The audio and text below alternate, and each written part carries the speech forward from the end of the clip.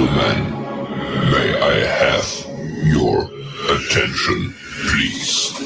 The show starts in 10, 9, 8, 7, 6, 5, 4, 3, 2, 1.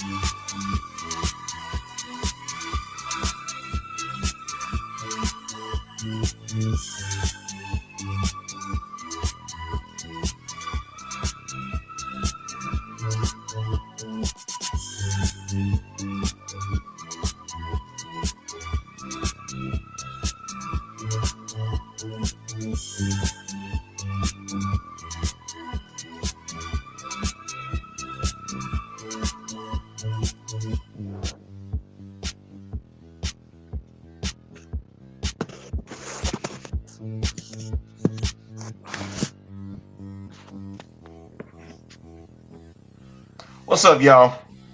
X-Fan Thursday is in effect. The A-Train Arlington Lane, as you can see, Dirty is already getting his dance in.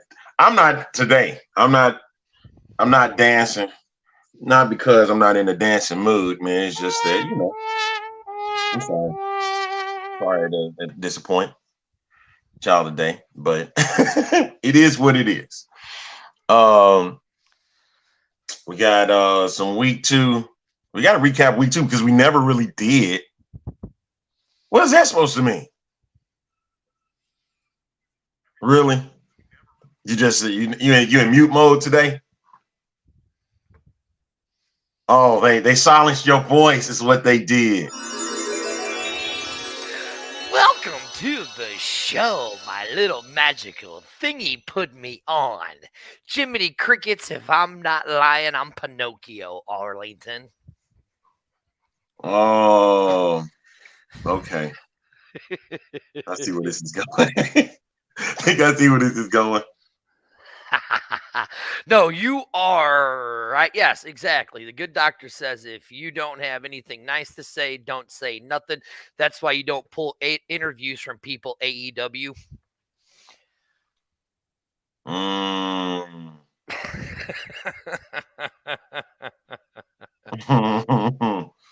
Okay. All right. How's it going, my man? Good, man. Hey, folks, make sure that you go check out the on Twitter to XFan Legion, and make sure you follow us there. Make sure you go and check out the Tila Packer, which is we are a proud sponsor of the XFan show, as we are always broadcasting through the PFA studios. Hey, Facebook, Twitter, Instagram, we're there. Make sure that you follow us there too, and over at the Pro Football Alliance Facebook and YouTube channel. So, Arlington, we have our first question. Kyle wants to know, what do you think about the news coming from the Guardians? Which news is he referring to? That's been a lot of news. So, yeah. Because there's a lot going on. Because the one news that just dropped today was that the Battlehawks, the St. Louis Battlehawks, have added Chris Claiborne to the mix. Yeah, that glare is because I just was lazy and was trying to rearrange the studio, and for some reason, I just can't get that one glare away from that light, and I can't get my flags to keep staying hanging up. So I got to go get some better stuff. Yes. Chris Claiborne is now the Lou Linebackers coach, as announced by Coach. That's right. The court they're dropping. The dropping of their quarterback and the mayor says playback sharing has consequence. I think he meant Clinton Normandy. Yes, I think he meant playbook sharing. Listen. How stupid are you? I mean, I'm going to be honest with you. How stupid are you? I mean, maybe you should have dropped some speculation like Dirty does a lot of the times.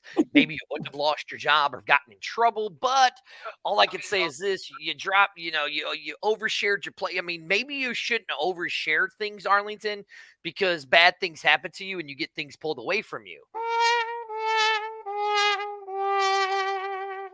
Is all I'm saying. So, hey, look, you're an idiot. You get what you deserve. So, yes. And this is the X Fan Show. We are the X. We X out all other. We X out all the podcasts because we are a live video. And this just goes to show you folks that we're not picking up what's going on in the league. You guys are. You guys are picking up everything that's going on in the league. Not just us. You guys are too. Yep, You're seeing it. You're seeing it firsthand. Phil wants to know how it shows how mess of Orlando is in their leadership. I mean, I'm gonna have to. I ain't got nothing to do with it. Y'all picking this up. Look at this. Redaction is an XFL point of. Yes, I mean, listen, it really shows. I really had a lot of high hopes for Orlando and Terrell Buckley there in Orlando, but man, I mean, ooh. There's a certain individual that you and I both know. He's gonna see this and he's gonna come on and he's gonna say 2 words, and I'm gonna say it for him before he gets here. He's gonna say Steve Spurrier. Steve Spurrier. There he is. He's in now. He's in here now. He wasted no time getting here. Steve Spurrier. I've seen it for you, dude. Something, Arlington, that I want to share with us, right? This comes from this comes from SI, okay?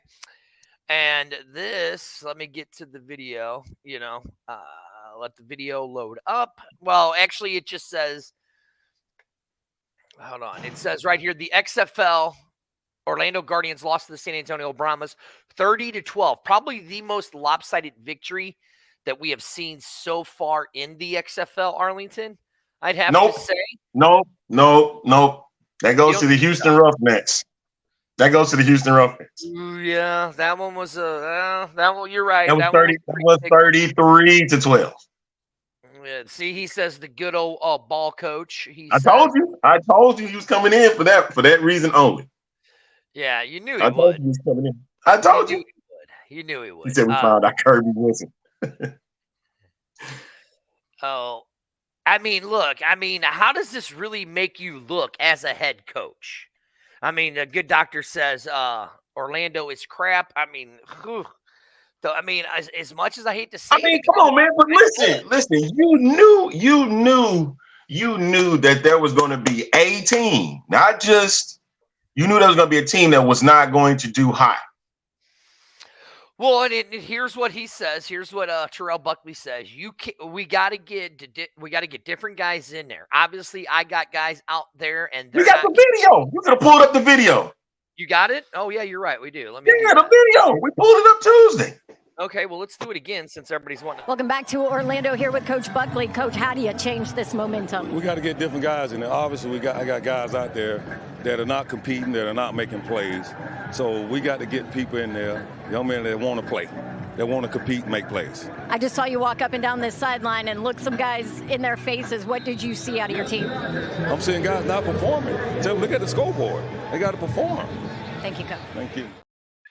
I mean, listen. He's right. You bring players in. You gotta. I mean, again, right here it said that he did draft the players. So I mean, the only person to really blame in the way that it's going is got to be Buckley. You know what I mean? I mean, who else can you blame, right? Exactly. The team. I know that I saw that somebody up here, where'd they say? Let me go back. They asked if I was going to DC. Yes, I will be in DC. We announced it last night that we are making the drive. And then actually it was Dan. So Dan, it'd be great to meet you because Dan, I see that you post a lot of stuff on our page all the time. So we appreciate that. And Dan, I would like to meet up with you. No, that comment that he got should have left the Guardians in New York. No. Well, that's what I'm getting ready to talk, But Dan, I do want to meet up with you, and maybe talk. But anyways, listen, The Rock had made the comment about them in New York, and he said it just didn't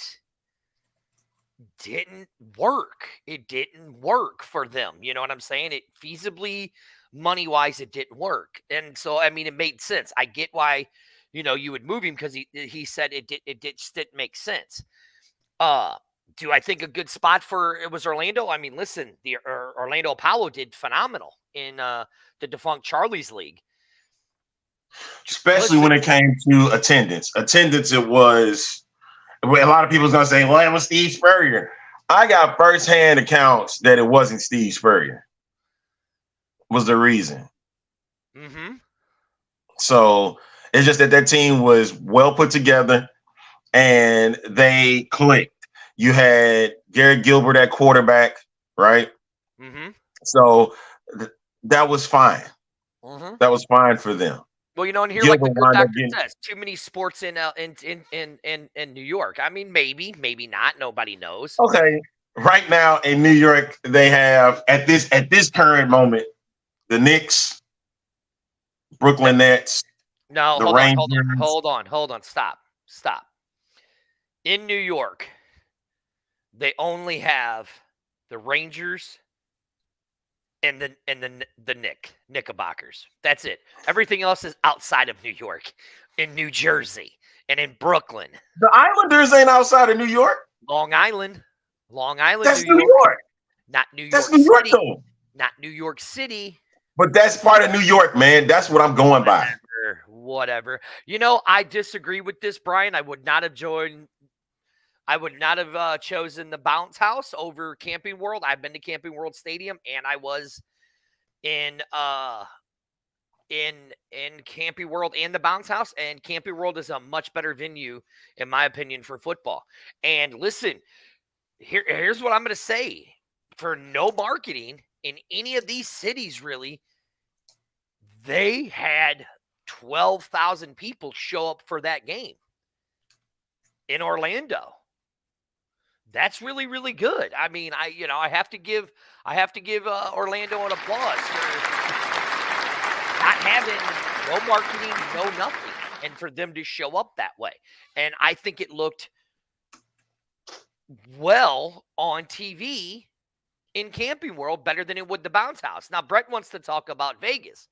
Sure, let's talk about Vegas, because here's what I'm going to tell you. If you're going to come on this show and shit on Vegas with you not even being there, you can kiss my you-know-what, because I could care less what you said.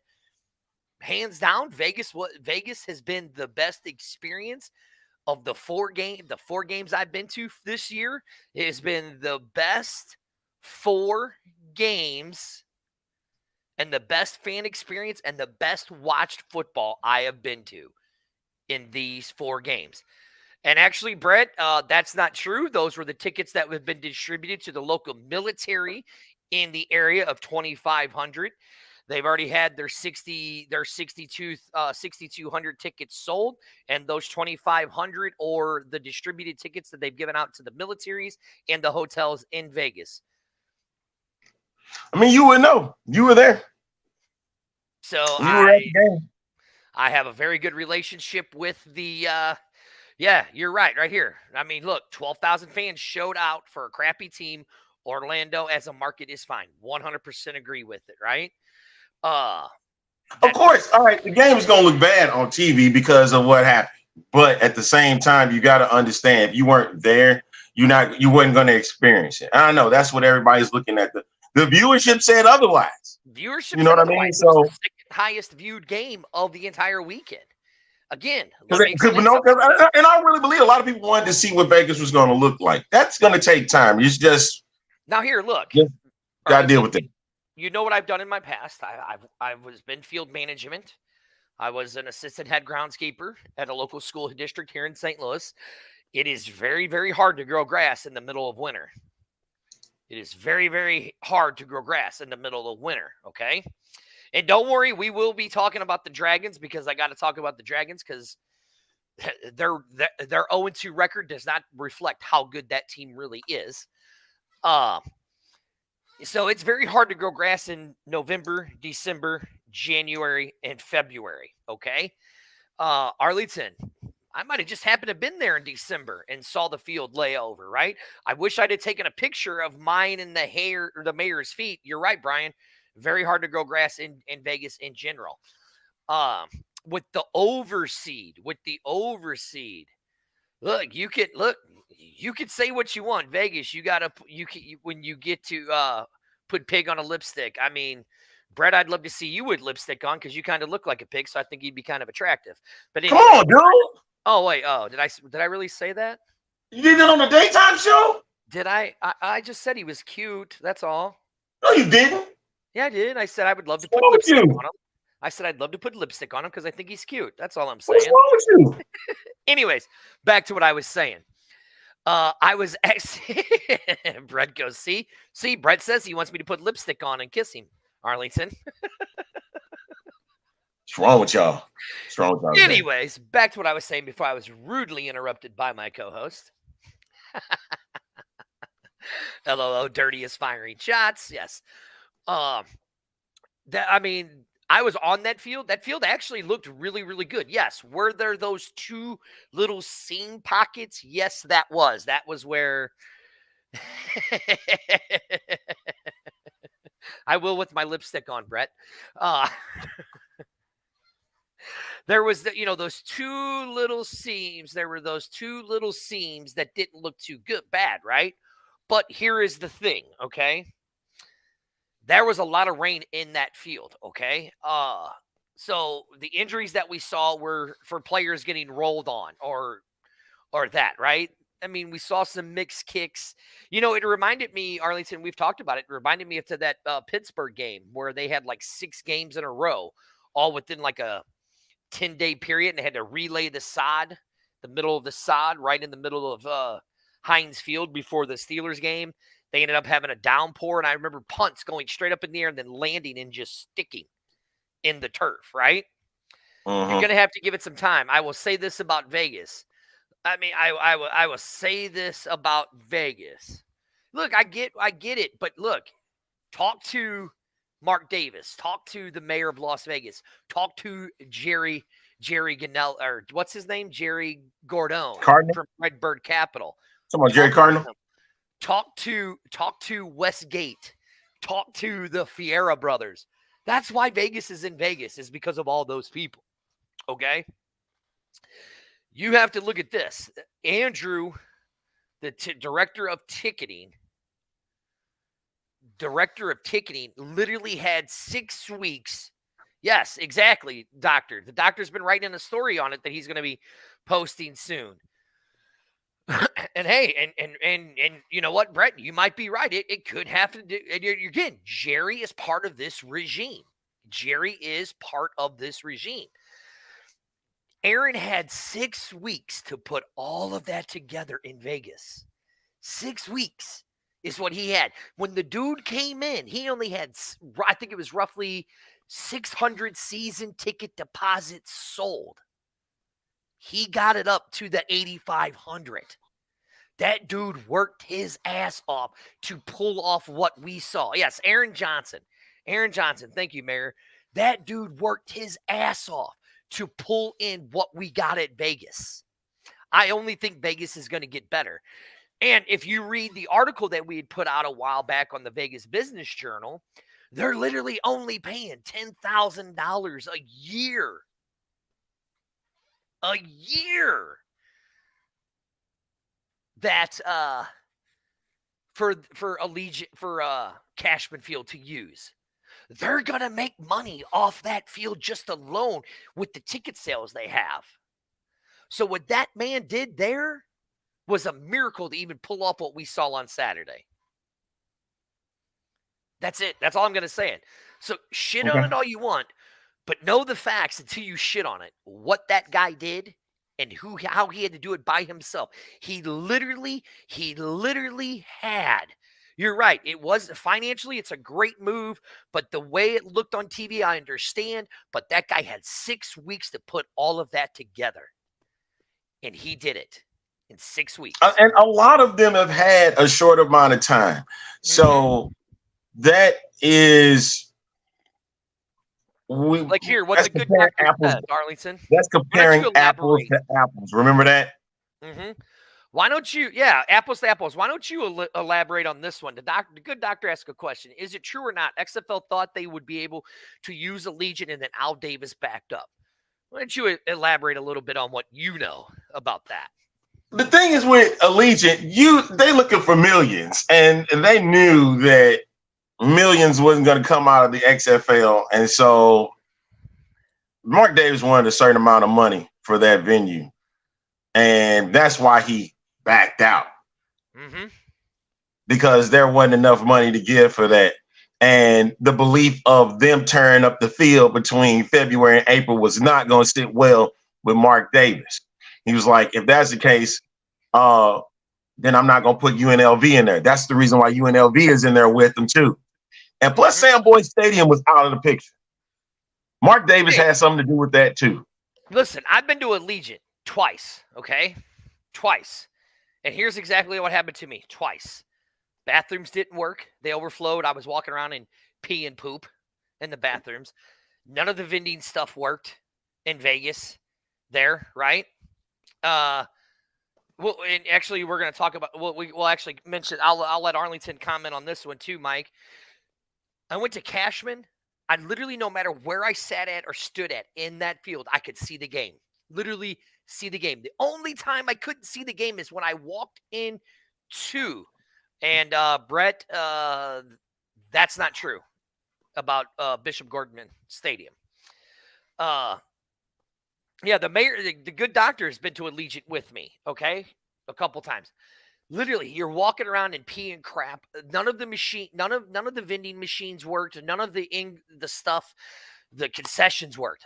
The only time I did not get to see the game at Cashman Field is when I was in a clean bathroom with a clean attendant, washed my hands. I felt like you remember Arlington back in the day when you'd go to the strip club, you'd walk into the bathroom and then they had the bathroom attendant who would the nice fancy building, the hotel. Yeah, I know about those. Spray stuff on you, right? That's what I got at Cashman Field. He washed my hands for me, right? I wasn't walking around in pee. I literally walked right up to the concession stand, got my food, walked up to get a soda, got my stuff. I literally could see the entire game. All right, stop. Time. Now, go to Bishop Gordon. Up there. I want to see. No, I ain't finna mention nothing about Bishop Gordon. It's this right here. He was talking about how it looked bad. The media and social media been wanting this to look bad from the get-go. This ain't nothing new. This is nothing new at all. They have been wanting the XFL to fail on many different occasions. If you saw what was said this past week on the ratings, for them to be crap, they were the 5th, the 8th or 9th, and 12th best show out of 150 cable telecasts. 150 cable telecast. All right. Now let's get something straight real quick. TV viewing ain't the same anymore. It's not. You're not going to get the days of 2000. You're not going to get the days of the 90s when stuff was easily 10 million viewers. Your best programs these days on network TV are barely pulling in 10 million people. You're not going to get that anymore. Mm-hmm. You're not. So these days, pulling in 6 figures, over 500,000 on a cable network because there's so freaking many of them is a win, especially if you have a network like FX. Ain't nobody watching FX unless you watching a major drama or some kind of sitcom that's a hit over there. You watching Snowfall. Well, I mean, again, let's look at it, Arlington. Like right here, what the good doctor says, it says, look at half of these podcasts and websites just talk shit on the because XFL they know it's going to bring clicks and it's going to bring right here. That's what they're doing it for. Phil, but the XFL can't actively give the haters in the media ammunition. Yes, they can. Yes, they can. You're Yeah, right. if they choose to, they can do whatever they want to do because this is their league. I mean, look, they right can here. make it however they Prime want to. example. Screw it. Field craps happened. The Super Bowl field was crap. It really was. Listen, listen. I was in Vegas, and I rewatched the game. Did it look good on TV? I mean, no, because you saw those two seams. But I'm telling you right now, until you go to a game at Cashman Field, don't say anything because it's that nice of it's that much of an experience. It's that much of an experience. It was that fun. I mean, look, I know that we're sitting here bitching about the attendance and all of that, right? Let's look at the USFL, and nothing against the USFL. They would pack the place for Birmingham, right? They packed the first weekend, okay? Of all the 4 games. After that, the only games they really were putting in were 10 to 15,000. Hold on. 10 to 15,000 in Birmingham games. And then they packed the Canton game, right? It's exactly the same thing. We're in this. We're doing the same. The XFL is doing the same kind of thing as a hub model where they're all located in Arlington and then moving out to, look right here. Right here. What Mike says. Mike says, never forget week 2 of USFL, 72,000 viewers on Fox. National TV on a Saturday, 72,000 people. Nationwide.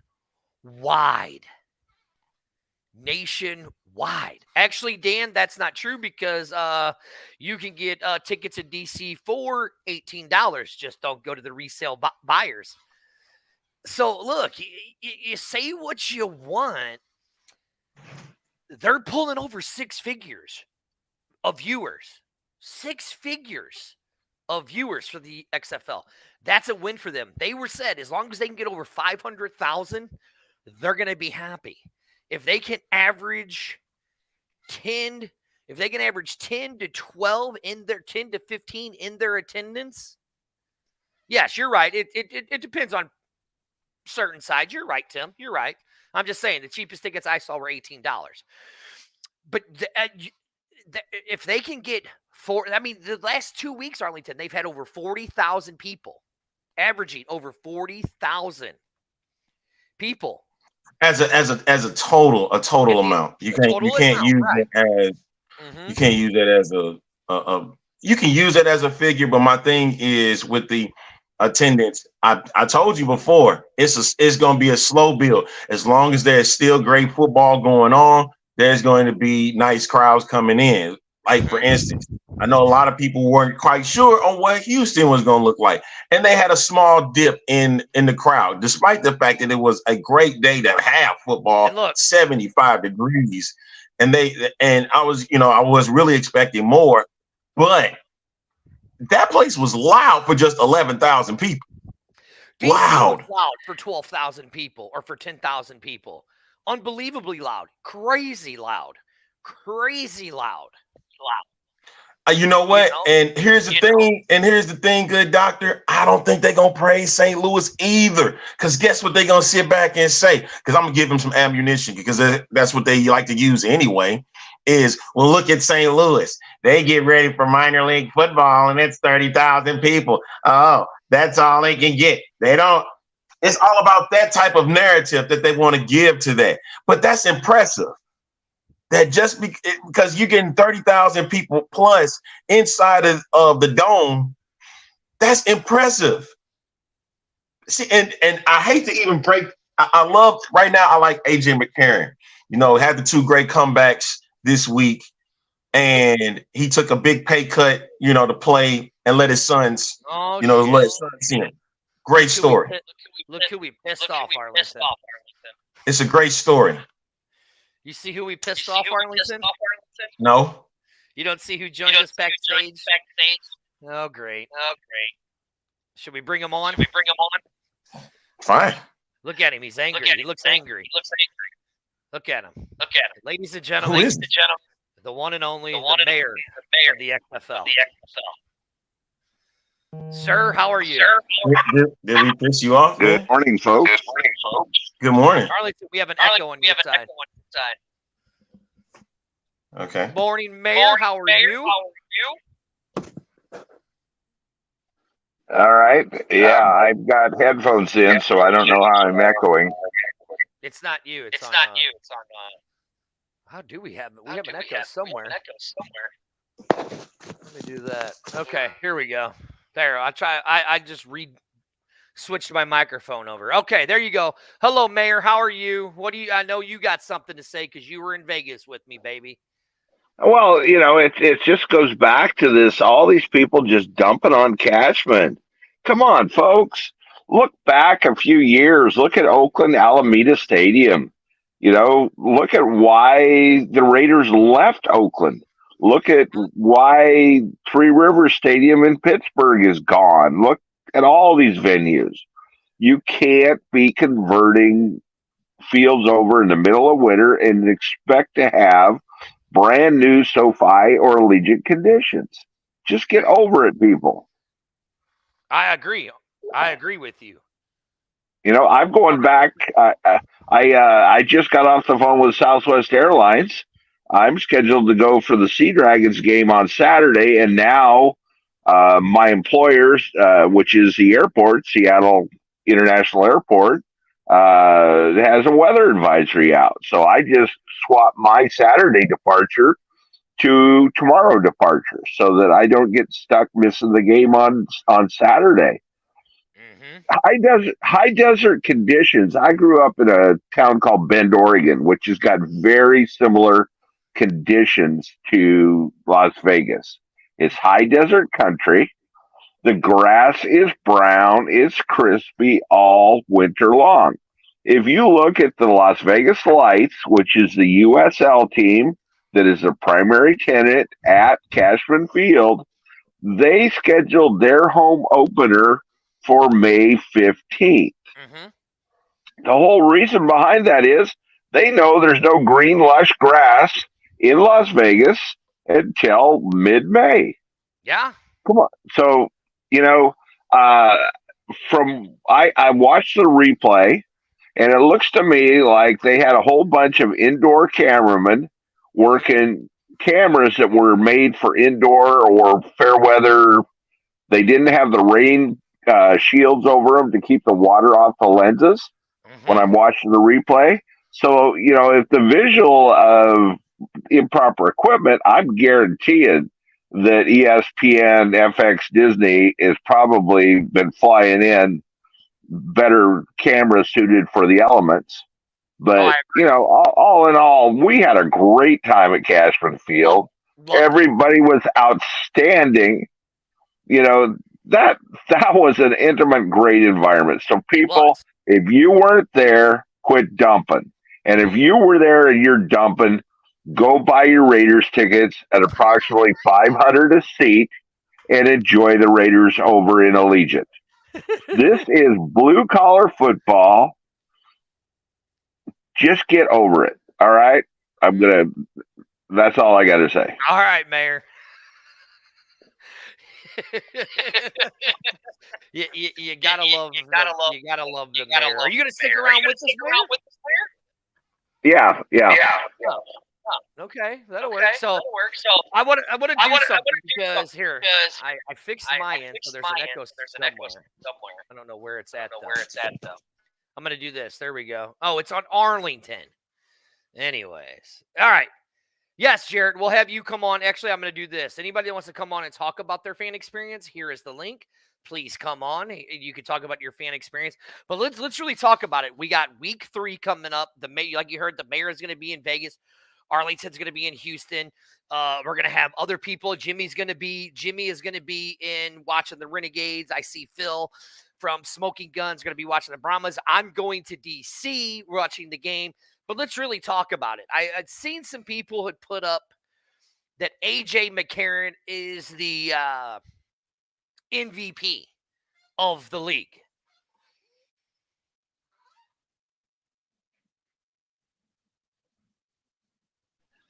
Well, if A.J. McCarron is the MVP of the league, Ben DiNucci, the side slinger, is the fumble finger of the league. Seattle has 5 turnovers. -5 turnovers I think we would be 2-0. Real simple. I agree. I agree with you, Mayor. I mean, so I pull up the stats. So let's look at the passing. All right, so we have I'm going to mute everybody again because the thing is we got Jimmy and then we got Y. I don't know who Y is, but hello. Thank you guys for joining us. Let's see. Who do we want to start with this fan experience? Let's start with Y. What was your fan experience? Oh, he's gone. Okay. All right, we're going to get Jimmy. Jimmy, let's talk about that fan experience down.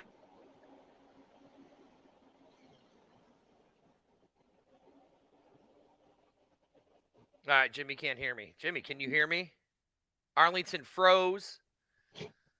I'm going to remove Arlington because Arlington froze. Can't hear y'all. Oh, there you go, Jimmy. How is it down there in Arlington? Can't hear you. You can't hear me at all? Arlington's muted. Everybody's unmuted. Arlington, talk for me. Can you hear me, Jimmy? Jimmy, can you hear me? Yes? No? Maybe so. All right, we can't hear Jimmy. So we're going to do this. Can you hear me? I can hear you. I froze again. Okay. But you froze again. And you got an echo again. All right. All right. Go ahead and get Jimmy. Let's get back to it. Let's get back to it. Let's talk about this. Like the mayor said, and like Brett says right here, the Seattle should be 2-0, right? Okay, so I'm looking at the stats. I'm going to read them off, okay? So they don't have them in any particular order, okay?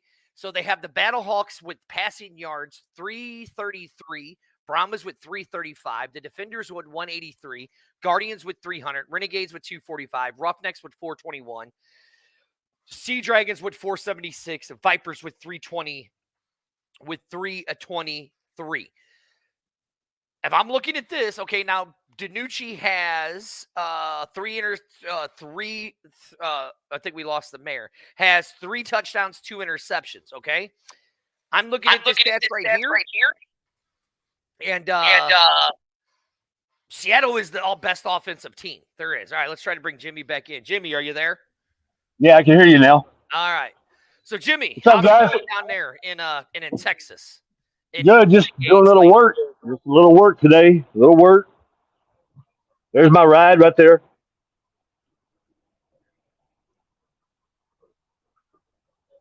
Now I can't hear you again. Oh, I had myself muted. There you go. There you go. There you go. We got the Renegades playing, okay? Yes. What are you going to think about this game? We're looking to get back on track. We're signed a couple of offensive linemen since last week. We got a new wide receiver starting. Van Der Esch of the Cowboy, his cousin.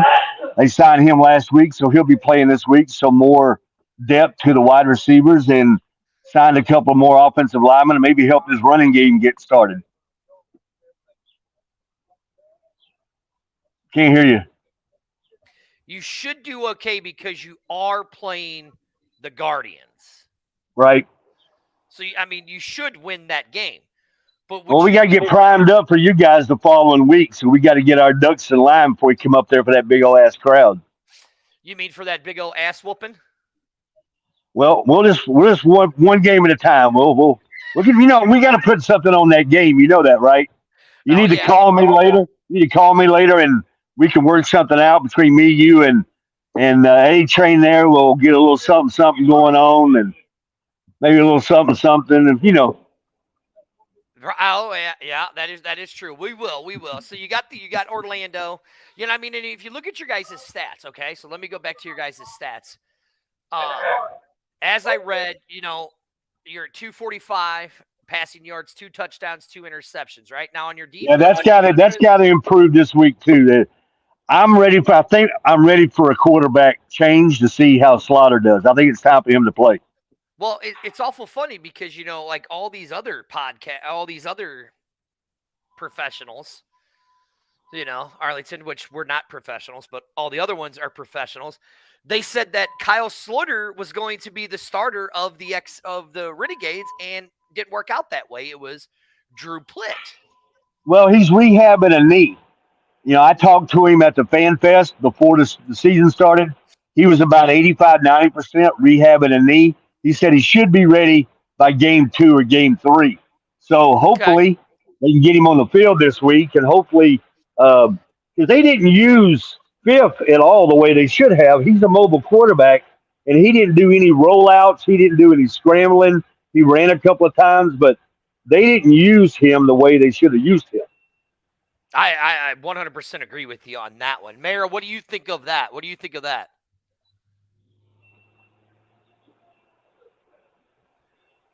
Can't hear him. No, he's muted. He's got to unmute. There he goes. Yeah, sorry about that. Having watched Kyle play in the USFL last spring, I think that once he is rehabbed, I think that's the way to go. I just think that this young man that's currently there is overwhelmed with the playbook. I think he might be a situational quarterback. Yeah, but exactly. as soon as you can get Kyle in, I think the Renegades are going to turn their season around. Yeah, he's more mobile. He's got experience. He's got a great arm. Jimmy, let me do this so I can remove echoes. Mayor, I'm going to put you in the backstage. Hold on. Okay, because I took Arlington. All right, Jimmy, go on what you were going to say, because I know you're at work. So like I say, he's a very mobile quarterback. He's got a great arm. He probably had the strongest arm in the USFL when he played for Orlando last year. He's tall. He's 6'4". He's taller than Fifth. He's more mobile.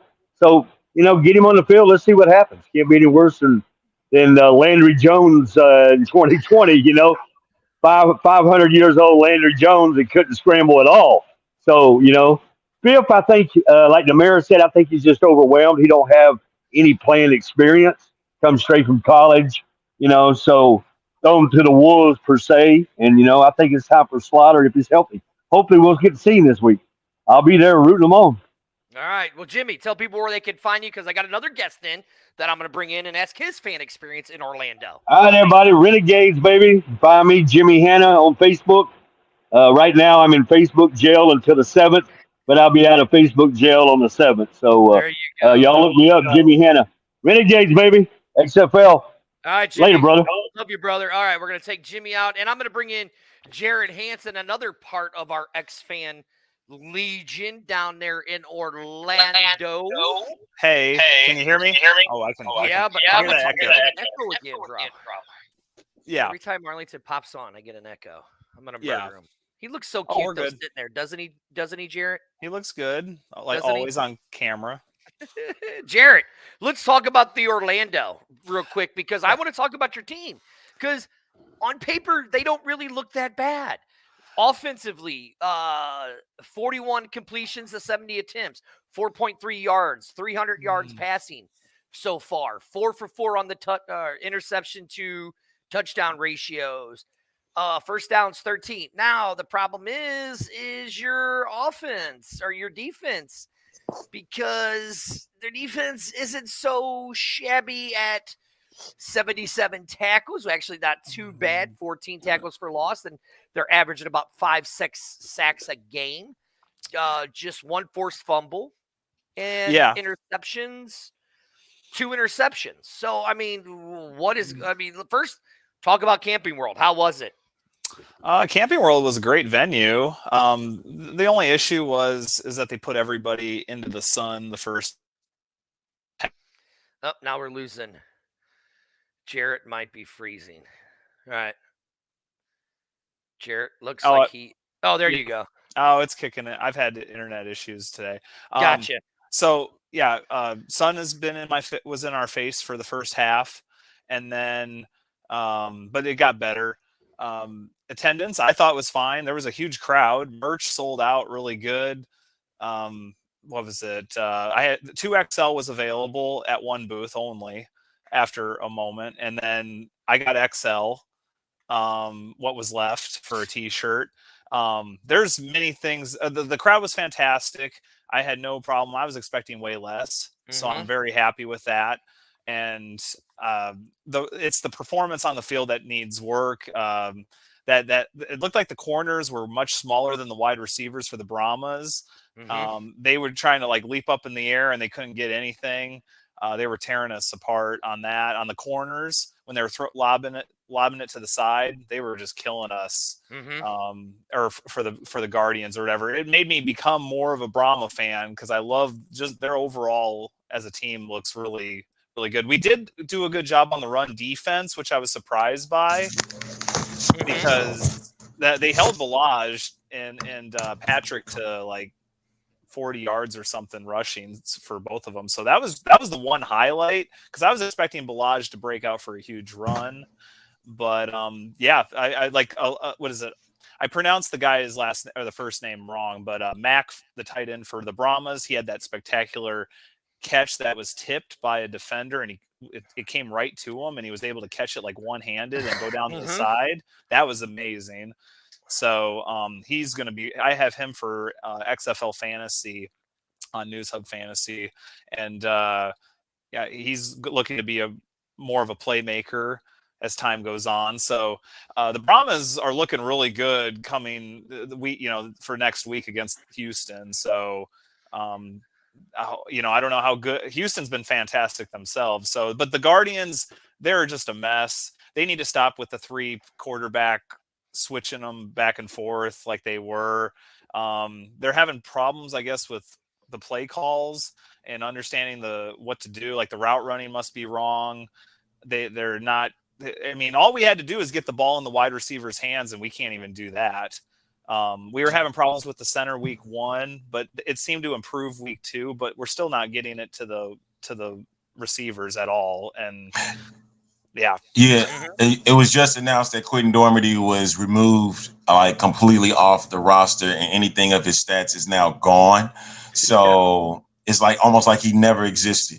And that was kind of, weird that they did it that way. I'm like, he's a part of your lineage. So I'm like, you could have kept his stats or whatever, but removing him from the roster was pretty interesting. But my thing is, Buckley was looking to see who his quarterback was. He had to go with Paxton Lynch because, of his experience. Didn't quite work up to the hype that he expected. So he put in Deondre Francois. So he does have a bit of a quarterback issue. I mean, I get it all over. It's a problem, but the leader is the person that you're looking at right now. Who's going to field your offense? And that's an issue that he has right now. So it's going to be interesting to see how leading up to this week 3 matchup against Arlington. Goodness gracious. Yeah. Rest in peace, Guardians. But RPO would be the way to go, I think. Do some quarterback sneaks more with Francois. Running game for the Guardians is good. So if you have to hand the ball off a million times, go for it. Since the wide receivers don't seem to be able to. You're rushing. Ball, you're rushing. It looks like you are 1, 2. You were the 3rd best rushing team with 38 attempts for 178 yards. Yeah. So they carried the ball more in week 2 than they did week 1. They gave up after week 1, and they should have kept going because that was the one thing that was working with 4 or 5 yards a carry. Like keep it going, but they did good week 2 with more carries, but they didn't get the yardage. Now, Jared, let's ask you this because you see right here, Phil says as an Orlando guy, and a mayor is just an entire XFL guy. So I'm going to pose this question to both of you guys, but I'll let you go first, Jared. And, Phil wants to know, as an Orlando guy, how do you feel about Buckley so far?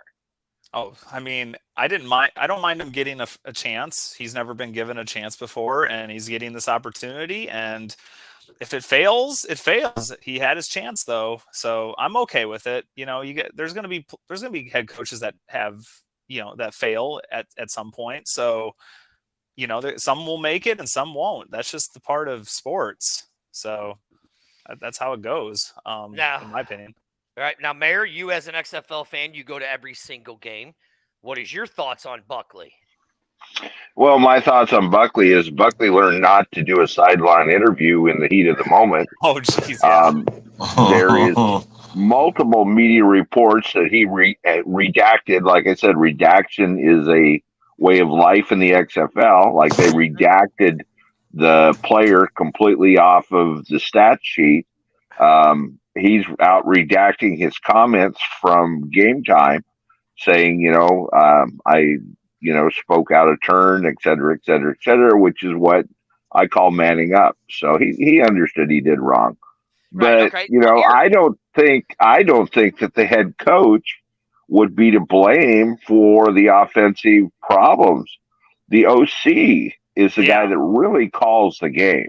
Ooh. And, maybe he's got the wrong OC. And I think he just did a little meltdown when that microphone got shoved in his face mid-game. And I think it's a learning, as they say, a learning experience. And I think you'll see a different Terrell Buckley this weekend. Right. Now, here's another question for both of you guys, since, we have one guy in Seattle and we have a guy in Orlando. Will Buckley or Haslett come back next year? Mayor, we'll go with you. I mean, do you think either one of these two guys will be back next year? I don't see a problem with either one of them coming back. They are on 2-year contracts, to my understanding. Neither one of them has really done anything wrong. Like I pointed out earlier, you take 5 turnovers away from Seattle, and you've got a 2-0 team, in my opinion. I 100% agree. And the same thing with Buckley. These games are not mega blowouts. They're not 60-0s. They're not 60-3s. They're reasonably competitive games. And as these teams gel and they get a nucleus going, I see some of the teams will come back a little bit. As we go into the season, they're not going to rise to the top of the rankings because, we've got 3 highly competitive teams. Mm-hmm. DC, St. Louis, and Houston, they gelled. They've got something going. They're going to lead the pack going down the stretch. Can anybody else catch up and be in a division playoff game? Only time will tell. I have now seen live 60 minutes of football 4 times. I don't know about you folks, but I am entertained by the football. I'm not worried about the noise. Mm-hmm. That is the main thing. He nailed the nail. Put the nail on the head. Literally. Yep. It's all about the football. If the football works, it's going to be fine. Fans are going to watch it because it's football. As long as the game is played well and it's not like just completely lopsided, because like Mayor said, that game against the Brahmas Guardians was a 2-score game. 2-score game. Yeah. They tied the game. Yeah, halftime, it was still pretty close even at halftime, So it's when there was the punt block that is when it got out of control in like the third quarter or something. So I was entertained. I thought it was good to come down, 160 miles to Orlando. So I had a good time. And then there's people bashing, like someone would take a picture and say, "Oh, that's not that many people in the stands." They weren't showing like the corners. They weren't showing the end zones, and you'd have to be there to even see the amount of people that were in the right. That were in it's attendance. It's called an old packing the stadium trick that they've done for years. I mean, I know a lot of people were complaining about, well, why did they have the camera on the one side? Well, that's for where ESPN goes, and I get why they do it. They've done it in wrestling for years. They've done it in other things for years and stuff like that. But let's do it. Yeah. We're down to 8 minutes, so we have all of you guys here. I know all of us are going to be going to games this weekend. So Arlington, we were talking about who do we think is the best teams, right? And who do we think is the best quarterbacks? Listen, in my opinion, I don't think A.J. McCarron right now is the league MVP. He's only put together only 3 minutes of quality football, in my opinion. Hey, and wait. Pause. Those 3 minutes is what got them wins. So what the hell are you talking about? Okay, again, he has only put together 3 minutes of the 3 minutes that he put together is what got them a 2-0 start. What the hell are you talking about? like a full 60 is probably what he's Thank trying you, to say. thank you, Man, Jared. no. Yeah, It yeah, means yeah. what can you do in the clutch for me? What can you do in the clutch for me? So The Well, in that XFL is set up for that reason. let the mayor talk. 'Cause I 3 minutes. That's it. That's all he's done. in that conversation is if you're ready to pick a game 2 MVP, quarter pole MVP, whatever you want to call it, it's Jordan Ta'amu. Oh, He, come on, you and I hung out with him. We hung out with his parents. We hung out with his uncle. that is true. That guy has got it together. He's not being flustered. He's not getting upset. He is that smooth, constant force and voice in the locker room everybody wants. So he's my quarter pole MVP. Now look, Jack Cohn did very well this past week with 3 touchdowns, man. I'm not gonna sit here. Jack Cohn is no Don't joke. sit there and act like that he wouldn't, but I'm saying that Jack did pretty good himself.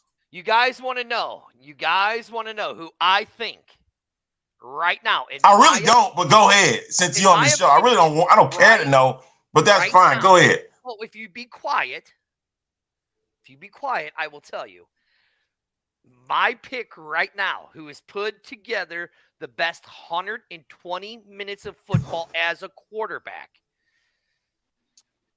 Mayor, you might want to click out. I knew it. After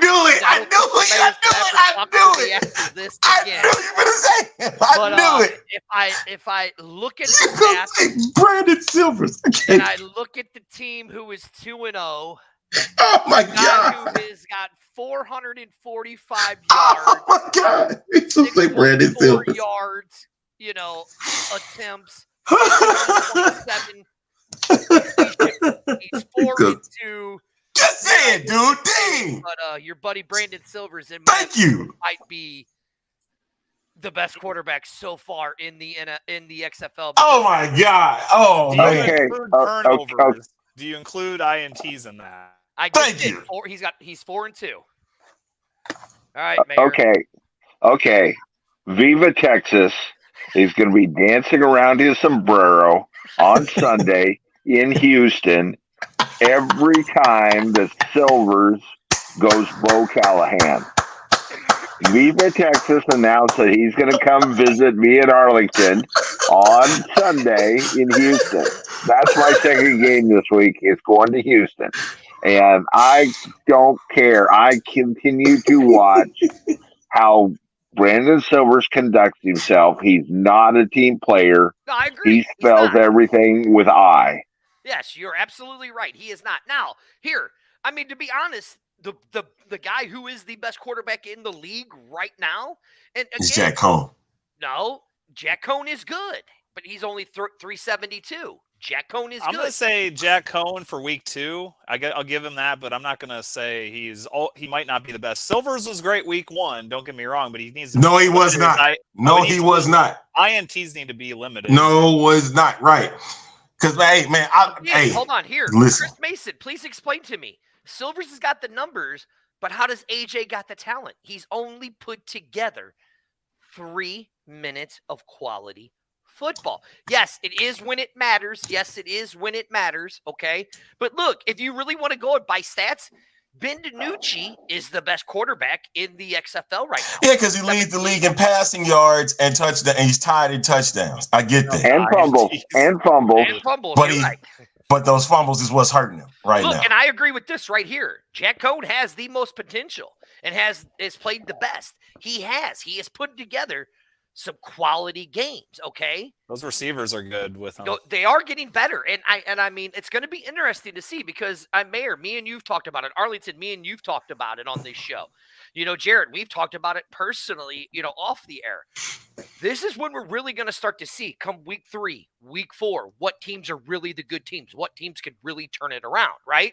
Yeah, remember Cardell Jones, we thought, he's going to be good week 1 and week 2 in 2020, and he went down a cliff, later on in the season. It's called Sonic the movie. Yeah, right. Now, yeah, okay, yes. So here we go. So we all said, Arlington, who did you say your week 2 so far up to week 2 is your MVP? You said it is AJ McCarron. All right, Mayor, you said who did you say, Mayor? I'm going to go with Jordan Thomas. Okay. And Jarrett, who do you say it is? I'm going to say Jack Cohn just for Okay. now to be safe than sorry. And I'm going with the prima donna, Brandon Silvers. But All Silvers right. was- So I got a question for everybody. Listen, check this out. Hold on, Arlington. Look, I'm tired of this argument with AJ. I'm not saying AJ's a terrible quarterback. He has come up big when it mattered, right? But has he put together 60 minutes of quality football in a game yet? No. He has no turnovers. AJ is an ambassador for the TV. Exactly. I respect he was AJ. on First Take or it's Stephen A. Smith. So now, so let's go to defenses. Okay? I'm going to start here first, and I think we're all four going to be in a unanimous decision on this. Okay? The best team defensively, in my opinion, up to week 2, hands down, is Houston. I don't think there's I don't think there's any team better than Houston, and is the main defense of the league. That's my opinion. That G means greatness, grit, and glory. That's the best defense right there. There you go. All right, Arlington, you're saying Houston. Mayor, who are you saying? I think it's the team coached by the godfather of football, Wade Phillips. It's Houston all day long. Okay, Wade Phillips is amazing. Okay. Yep. So we're not again, like I said, It's we're not unanimous, gonna man. argue it, right? Like they're locked in, like literally, like dirty. They are first and second in many defensive categories right now. So I'm like, literally. I know it's 2 games, but like you have to understand the best 2 games of this week is going to be St. Louis and DC because it's a battle for who's going to go 3-0 first. And then you have to think about the Houston and San Antonio game because it's another Texas throwdown. This is a new rivalry that's being added to the XFL. And this is to see if Houston can, one, keep their undefeated streak alive, or can San Antonio walk into Houston and tie and be tied in the division at 2-1. Yeah, Brahmas are looking for that. That is those 2 are big games. Listen, here they go again. I understand why we are. I'm just telling you, statistics don't lie. I'm not saying AJ is not a good quarterback. I will take a quarterback look. I mean, Arlington, good doctor, can vouch for this. We've talked football. I'll take Tom Brady in the last minutes of a bunch of games before I will a lot of quarterbacks because he never falters under pressure. If we're talking about under pressure, then I'm going to take A.J. McCarron as of right now. But if I'm looking at a quarterback who's putting over quality football over 60 minutes, I'm not taking A.J. McCarron. I'm not doing it. I'm looking over a 60-minute period. Forget this 3 minutes. Yes, those last 3 minutes of our last 2 games have been phenomenal. And I hope when I go to D.C. with Amanda and Superstar Ed this weekend that it's another exciting 3 minutes at the last of the game. I really hope so. But like the mayor said, what me and the mayor watched in Vegas in the pouring rain was quality good football done by 2 quality good quarterbacks in Perez and, thank God, Brett Hundley. You can see when Hundley gets used to that offense, Vegas is going to start running over people. Am I right, Mayor? You mean to tell me first of all, before I get Mayor on, you mean to tell me that the game St. Louis and Seattle did not live up to the expectations of DC and Vegas? You are out of your mind. No, You're literally out of your mind. I didn't. It did. You just did. You just said that there was 2 quality quarterbacks. You just sat here, man, and said that DC and Vegas had better quality quarterbacks than St. Louis and Seattle. Are you serious right now? Look, Jared, Mayor, this is the choice. I could do this. I could just mute him because I don't want to answer his question. Mayor, am I right, Mayor? What was the more quality football? I'm sorry. I've seen 240 minutes of quality football. And I'm replaying it all, in the background, not right now, but I've had continuous XFL football coming out of ESPN Plus in my home for now going on 11 days. He's not gonna ask you Yeah. questions. Basically, Right, what he yeah. doing. Like, hear what the mayor said. No, I'm just saying is I enjoyed both games. I enjoyed Yeah. both games. I did too. I loved that the final ball went between the uprights at 0.00 on the clock.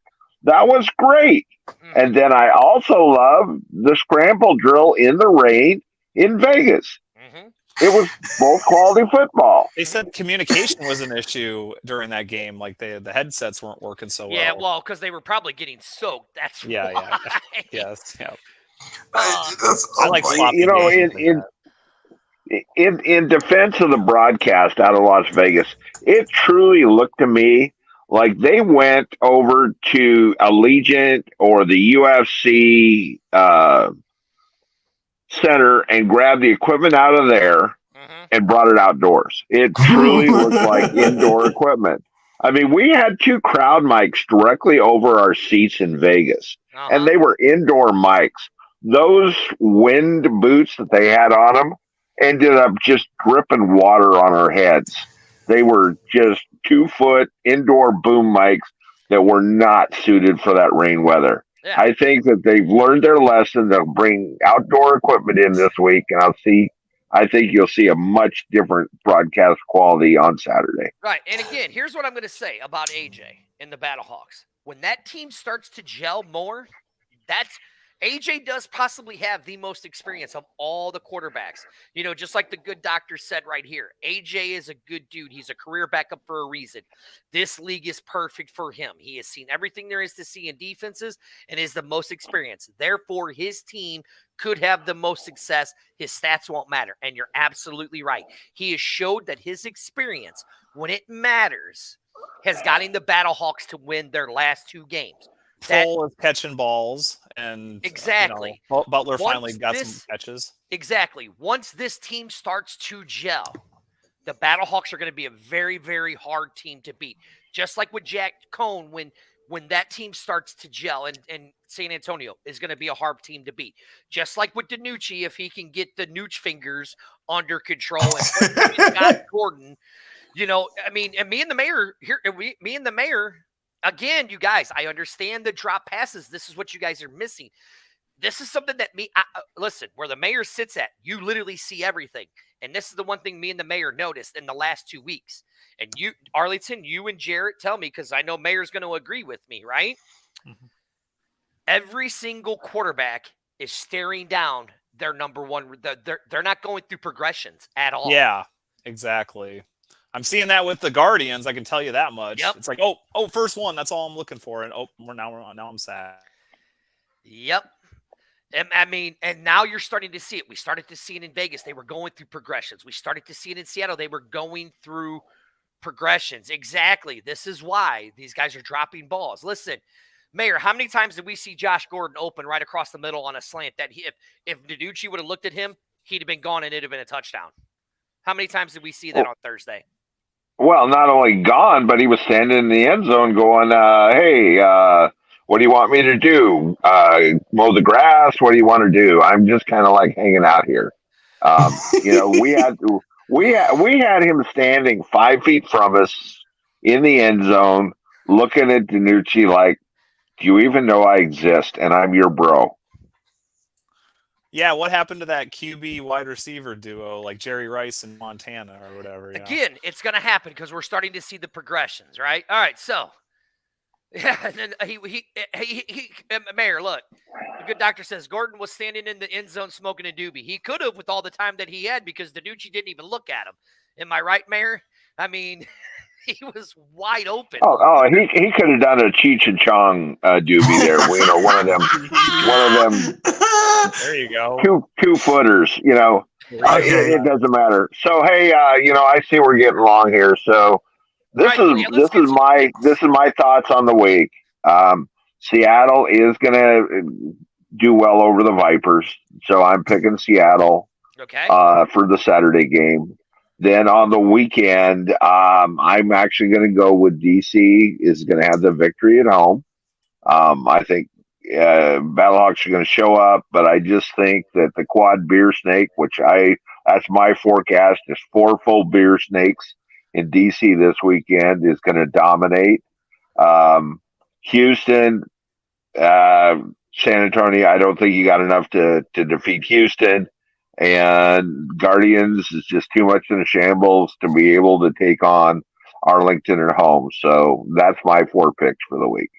There you go. So you guys heard it from the mayor. Everybody, hey, listen, if you're in Vegas, go see the mayor. He is literally sitting in Section 5. You'll see the mayor. You can't miss the mayor. He'll be sitting in the mayor's office in Vegas. So if you're in Vegas, go sit there. Go say hi to the mayor, and go say hi to the mayor in in Houston when he's going to Houston. So make sure you go say hi, take a picture with the mayor. Mayor, I will see you in a few weeks. Am I right? Not necessarily a few weeks. It might be a week. Yep, I know. All right, Mayor. Thanks for joining us, brother. I'll talk to you later. All right, there's the mayors. All right, Jarrett. So, what are your picks? Since we are a little long here on the X Fans. We got St. Louis versus DC. I think DC. The St. Louis. I'm like you agree. Like you said, St. Louis just barely won last week, and they're not putting up those full 60-minute games that they need to win these games. They're not winning convincingly, and so they need to. I want to be surprised. I want to see them win convincingly. But the DC Defenders are a freaking tough team with that run with De'Aaron King. He shows up when he's given that chance, and Jordan Ta'amu can run that ball too. So. I'm going to say DC wins that one.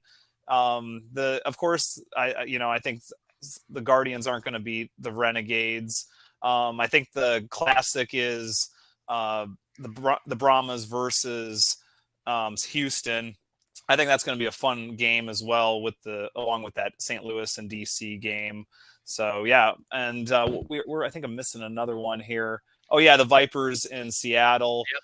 If DiNucci can limit those turnovers, then they can win and throw it to their receivers.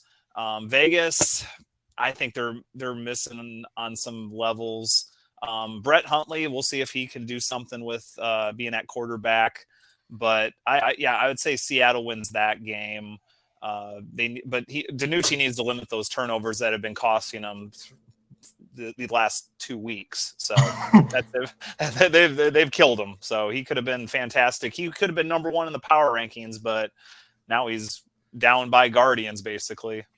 There you go. All right. So you heard it from Jarrett, who is part of the X-Fan Legion out of the Orlando area for us. All right, Jarrett, thank you. Thank you. We want to hear what you have to think about next week's games and the next following coming up home game. So we'll see you later. Thank you. Bye guys. Later. All right, Arlington, this is the X-Fan Show. We put the X on podcast, on all the podcasts, because we are a live video cast. Arlington, let's really get to it. Apparently, I won one game. I won all 4 games again last week. You wish you did. I am 8-0. You are 0-8. So it's because I'm a genius. You see Phil saying Seattle, DC, Arlington, San Antonio. Let's see. Corey is saying St. Louis wins by 10. Numbers don't lie. Numbers do not lie. There are the numbers. You see them. Came from. Your numbers lie. That is fake news. That's fake news. It's all fake. That's what I have to say about that one. Who are your picks then? Man, listen. Come on, man. Don't take forever like they did. I'm not, dude. Listen. As much as I love San Antonio, it's my favorite second my second favorite team. Ooh, God, Houston just looks so good. They're so they're such a well-oiled machine. I'm gonna go Houston. I'm just gonna have to. As much as I would love to see San Antonio make that role, I just don't see it happening. I think it's Houston. I mean, the Renegades, they're gonna go to 2-1. I mean, Orlando doesn't look very good. Seattle and the Vipers. I mean, again, DiNucci's got to get rid of the Nooch fingers, right? Mm-hmm. I think with Hundley going to be starting that game, I think that it's going to be the Vipers that are going to win that game. I think they're going to get their first win, And listen, you know, St. Louis wants to talk about our fan base and how loud it is, but let me tell you something, man. I watched 2020 and I've watched so far DC. I've heard stories about the DC Audi Field, you know, from the mayor who was there, who got pelted with the lemon snakes. To me, it doesn't matter if the Battlehawks win or lose this game because they're coming into the Dome 2-0, they'll come in 2-1. Just make the damn pick. Which they're going to win in the Dome. So week 4, the Battlehawks are going to win in the Dome. I've noticed with DC, when they get ahead, they really get to that run game. And I think it's going to be DC because the Beer Snake's going to be back, and I think that the Battlehawks are going to get rattled, and I think DC is going to do it. You done? You done? Yeah. Okay. All right. Let's make this quick. Seattle, St. Louis, Arlington, Houston. You've heard it here. You're an idiot like the good doctor, so that doesn't matter. And we're going to end it even. Hold on. Those are the ones he picked. Is that what he chose? Doctor, we're going to end it on this question here from Mike. How can the Spring League retain their best talent from leaving and signing with the likes of the NFL or even the CFL? That's a very good question. I don't think it's going to happen. Yeah, I mean, right here, yeah, you're right, Chris. How do you defeat DC, that run game? You got to stop the run. That's the main thing. You stop the run. They're not doing a lot of things in the air. If you can stop the run, and you do have a tall task. You have 3 legit guys that can rush the ball, that can run. So They do. If you can limit it, that, there's a great chance that they can win. You stop the run, man.